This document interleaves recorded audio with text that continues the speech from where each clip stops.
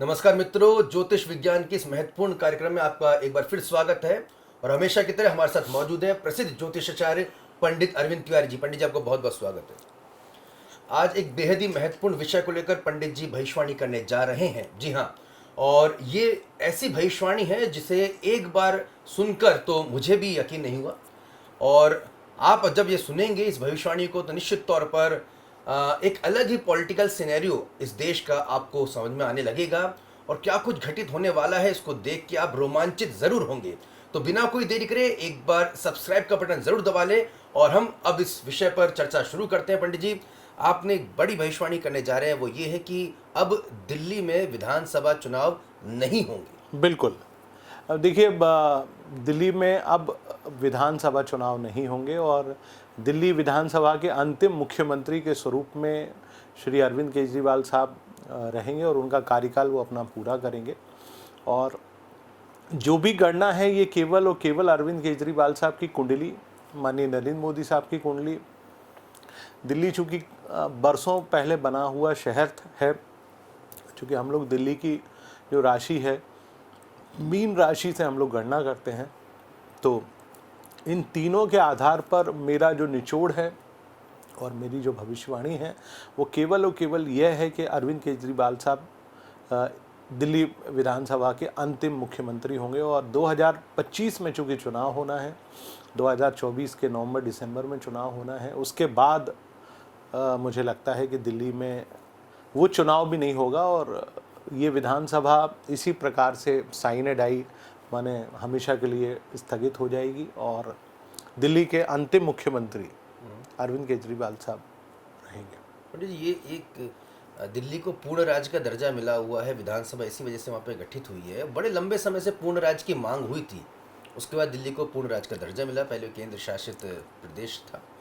आपको लगता है इतने ये सब कुछ आसानी से हो जाएगा? क्योंकि आप जो समय सीमा बता रहे हैं वो बेहद ही नज़दीक है। 2024 के नवंबर दिसंबर आप ये भविष्यवाणी कर रहे हैं जी। तो आप ये अभी तो ये बिल्कुल भी ये समझ से परे है कि कैसे इतना सब कुछ घटित हो जाएगा और कैसे, क्योंकि कई राजनेताओं का पॉलिटिकल जो भविष्य है, न केवल आम आदमी पार्टी का, न केवल अरविंद केजरीवाल जी का, बाकी दूसरी पार्टी के लोग भी वहाँ पर अपनी राजनीति कर रहे हैं। वो भी मुख्यमंत्री बनना चाहते हैं, मंत्री बनना चाहते हैं। तो पूरा का पूरा जो कुनबा है, जमात है, वो कैसे स्वीकार कर लेगी? देखिए, आप अरविंद केजरीवाल साहब की कुंडली को बहुत ध्यान से देखिए। थोड़ी देर में आपको हमारे पीछे जो स्क्रीन है इस पर आपको अरविंद केजरीवाल साहब की कुंडली ज़रूर दिखाई देगी। 16 अगस्त 1968 को भिवानी में दोपहर लगभग 2 से 2:30 बजे के बीच में अरविंद केजरीवाल साहब का जन्म हुआ। वृश्चिक लग्न और वृषभ राशि के जातक हैं। कृतिका नक्षत्र के पहले चरण में उनका जन्म हुआ है। अरविंद केजरीवाल साहब की कुंडली में आप थोड़ा ध्यान से देखेंगे तो छठे भाव में आपको मेष राशि का शनि, आप थोड़ा ध्यान से देखिए, हमारे कैमरामैन साहब भी आपको जूम करके उस पर गोला लगा के दिखाएंगे कि आप देखेंगे कि शनि वक्री गति से छठे भाव में मेष राशि का होकर नीच का होकर बैठा है। इसका तात्पर्य क्या होता है? देखिए, बहुत समझने वाली बात है। 2025 में जब शनि मीन राशि में प्रवेश करेगा, यानी अरविंद केजरीवाल साहब की राशि में जो शनि है वो पंचम भाव में पहुंचेगा। जी।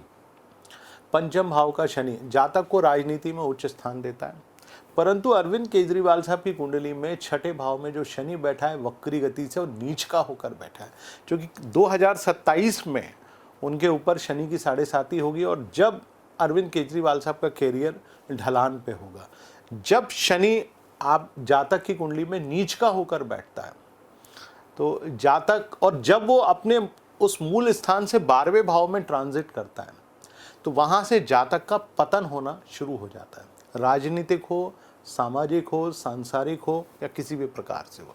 बड़े से बड़ा व्यापारी आप देख लेना, वक्री शनि मेष राशि में नीच का होकर बैठ जाए। हालांकि ज्योतिष का सिद्धांत ये कहता है कि 3, 6, 11 का जो शनि होता है वो सबसे शानदार होता है, परंतु शनि शनि होता है। नीच के शनि का तात्पर्य, यानी शनि जब मंगल की राशि यानी मेष में वक्री गति से होकर बैठे उसको हम नीच का शनि कहते हैं। और आप देखेंगे कि उस समय अरविंद केजरीवाल साहब के ऊपर, चूंकि 2022 के बाद से शनि की महादशा आने वाली है, हालांकि उस समय शनि में बुध का प्रत्यांतर रहेगा, ये बड़ा विचारणीय विषय है।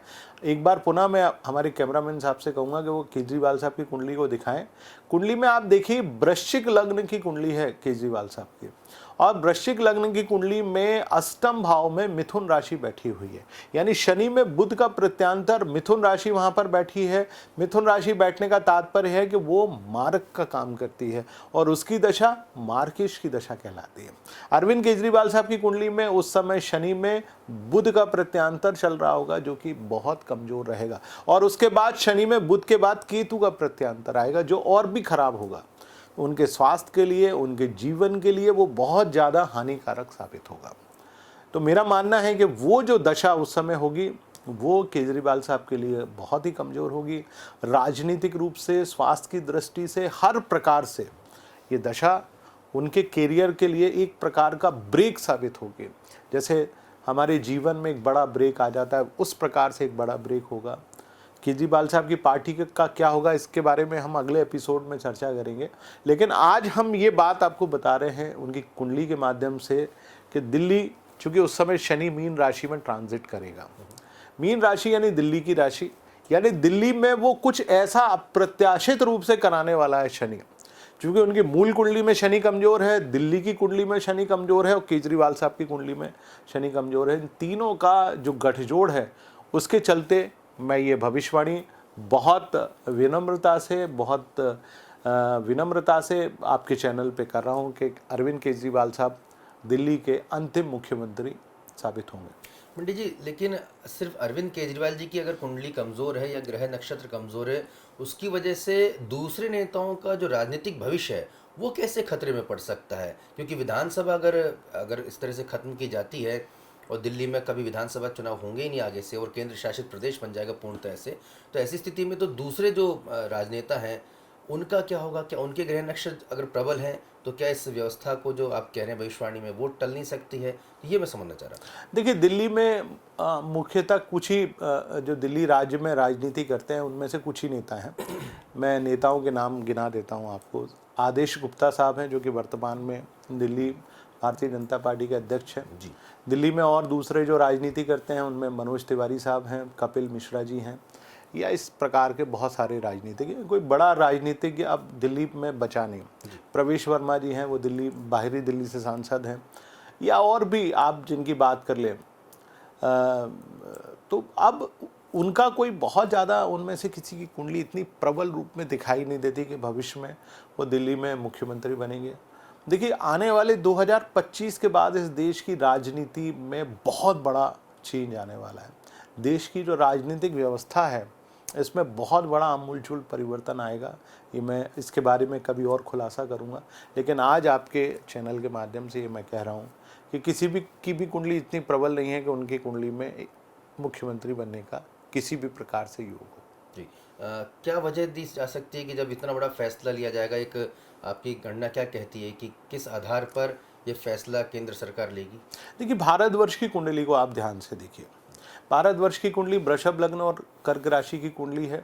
वर्तमान में भारतवर्ष के ऊपर शनि का अशुभ ढैया चल रहा है।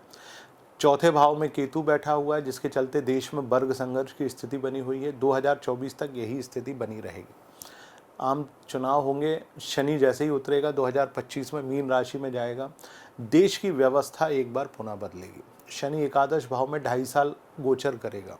एकादश भाव में शनि जब बैठेगा तो वो भारतवर्ष की राजनेताओं की कुंडली के पंचम भाव में ट्रांजिट करता है। यानी पंचम भाव को देखेगा तो ऐसा कठोर निर्णय 2025 से 2027 के बीच में लिए जाने हैं भारतवर्ष में, जिन निर्णयों के बारे में इस देश ने अभी तक नहीं सोचा है। उनमें सबसे पहला निर्णय यही होगा कि दिल्ली का जो पूर्ण राज्य का दर्जा है उसको केंद्र शासित प्रदेश में परिवर्तित किया जाएगा। दिल्ली में विधानसभा के चुनाव जो हमेशा होते हैं वो अब नहीं होंगे। दिल्ली के तीनों नगर निगम को बनाकर एक नगर निगम बना दिया जाएगा, जिसमें एमसीडी होगी और उसका एक महापौर होगा, बाकी ढेर सारे उप महापौर होंगे या अलग अलग पार्षद चुने जाएंगे। तो इस प्रकार से दिल्ली की व्यवस्था होगी। दिल्ली की सारी व्यवस्था, अभी भी दिल्ली में सारी जो कानून व्यवस्था है या सारी चीज़ें वो केंद्र सरकार के पास निहित हैं। भविष्य में भी यही स्थितियाँ दिल्ली में होने जा रही हैं। बहुत ही बड़ी भविष्यवाणी आप यहाँ पर पंडित जी कर रहे हैं, और जो भी राजनेता विधानसभा चुनाव की तैयारी कर रहे हैं उनके लिए बड़े झटके से कम नहीं है। और निश्चित तौर पर कहा जा सकता है कि जो पंडित जी खुद कह रहे हैं कि आने वाले समय में भारतवर्ष में ऐसे ऐसे बड़े फैसले लिए जाने हैं जो कि सबको चौंका देंगे। निश्चित तौर पर जब पंडित जी इस बात को कह रहे थे तो उनके चेहरे की जो भाव भंगिमा है वो इस और इशारा कर रहे हैं कि ये फैसले बड़े ही सख्त होंगे, बड़े ही कठोर होंगे। तो ऐसी स्थिति में ये भविष्यवाणी निश्चित तौर पर आने वाले समय के लिए एक बड़ा ही सूचक है, बड़ा ही सचेतक है। पंडित जी का नंबर हम लगातार स्क्रीन पर फ्लैश कर ही रहे हैं। इस भविष्यवाणी के बाद निश्चित तौर पर पंडित जी से कांटेक्ट करना चाहेंगे तो इसलिए हमने लगातार स्क्रॉल के जरिए भी उस नंबर को आप तक पहुंचाने की कोशिश की है। अगर आपको ये वीडियो पसंद आया है तो इसे लाइक और सब्सक्राइब जरूर करें, और अगर अपने दर्शकों साथियों तक इसको पहुंचाना चाहते हैं तो शेयर जरूर करें। नमस्कार। नमस्कार।